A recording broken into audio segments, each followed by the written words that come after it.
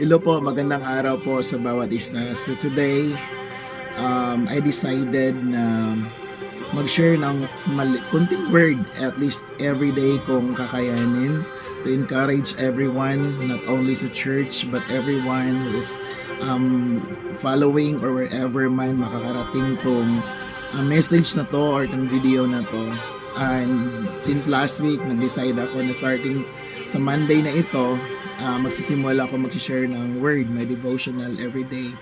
And you know, yung enemy hindi siya masaya kasi pagkagising ko kanina umaga, halos wala akong boses, ang sakit ng aking katawan. The enemy will not be happy na gagawin natin na mag-share tayo ng word in the virtual or in the social media kasi nga gusto ng enemy na mas mag-spread sa social media yung mga kalokohan, yung kasamaan, yung kabastusan. But this time, we as the believers, it's our role to spread the word of God, to expand the kingdom of God to the virtual world, because in the virtual world, napakarami po na mga kaluluwa na dapat nating i-reach out at iligtas. Kaya kung dumaan to sa timeline mo, dumaan to sa reels mo, mga kapatid, please share this word.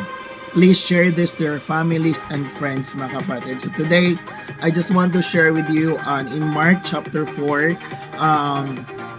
sa verse 3 magsimula tayo.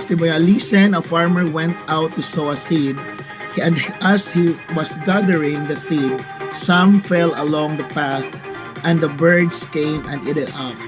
So, yun lang yun na verse ang gusto ko i-share sa inyo because I want to emphasize one thing today. And talon po tayo dito sa verse 13. Jesus put meaning with the parable na shinare niya regarding that seed. Then Jesus said to them, "Don't you understand this parable? How then will you understand any parable? The farmer sows the word. Some people are like seed along the path, where the word is sown. As soon as they hear it, Satan comes and takes away the word that was sown in them." So sa verse na ito, gusto ko lang i-remind ang bawat isa sa atin, whether you're a Christian or not, sa ang pinaka-inahabol ni Satan sa buhay natin, na gusto niyang tukain, gusto niyang tuklawin sa buhay natin is ang word of God. He want to steal every word of God na naitanim sa ating isipan at sa ating puso. Pero because He knows when that seed iparutid natin sa ating mga buhay, kung yung seed na yon ating hayaan na tumubo at lumago sa ating mga buhay, alam niya, it will bring transformation, it will bring enlightenment sa ating mga isipan, it will bring strength in our spirit, and it will destroy the lies na matagal na niyang ginagamit para alipinin ka. Kaya kung narinig mo itong word na ito, I want to challenge everyone. Huwag mong hayaan mabago ka mang Kristiyano or ilang years ka ng Christian. Huwag mong hayaan na sa isang araw hindi ka mahasikan ng salita ng Diyos. Huwag po nating hayaan na every Sunday lang tayo makarinig ng Word of God. Dahil nagsimba tayo, kung hindi pa tayo nakapagsimba, wala pang Word of God.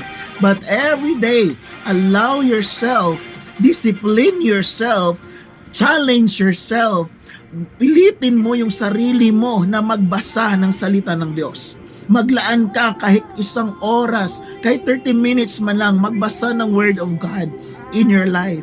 And do not allow that word to be snatched by the enemy. So kaya gustong-gusto ni Satan ang mga Kristiyano na hindi nagbabasa ng Bible kasi madali niyang mauto, madali niyang matalo sa kanyang mga lies.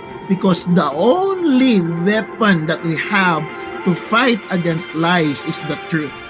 And the word of God is truth. That's the only thing, the only word that can destroy the lies of the enemy in your life, the lies of the enemy regarding your image, regarding for your future, yung lie ng enemy regarding sa relationship nyo na mag-asawa, or regarding sa career mo, or regarding sa trabaho or negosyo mo, or regarding sa pag-aaral mo kung estudyante ka man. The enemy is always throwing lies sa ating mabuhay. At the only weapon that is powerful to destroy that lies is the Word of God. So never allow the enemy to snatch that Word of God in your life. Let me pray for you that the Lord and with the Holy Spirit enlightened you with His power para magkaroon tayo ng desire, magkaroon tayo ng commitment to the Word of God every day sa buhay natin. Father, I pray whoever is watching right now, I declare the blood of Jesus and the power of the Holy Spirit to cover him or her today, that the enemy cannot snatch the Word of God that he received in his life today. And every day, Lord, I pray in the mighty name of Jesus that you are going to encourage and strengthen this person na magkaroon siya ng oras, disiplina at commitment to read, to study, and apply the Word of God in his life or her life. Thank you so much, Father, for your blessing. In Jesus' name I pray. Amen and amen. So yun lang po for the day. Have a blessed and wonderful day in the Lord Jesus Christ.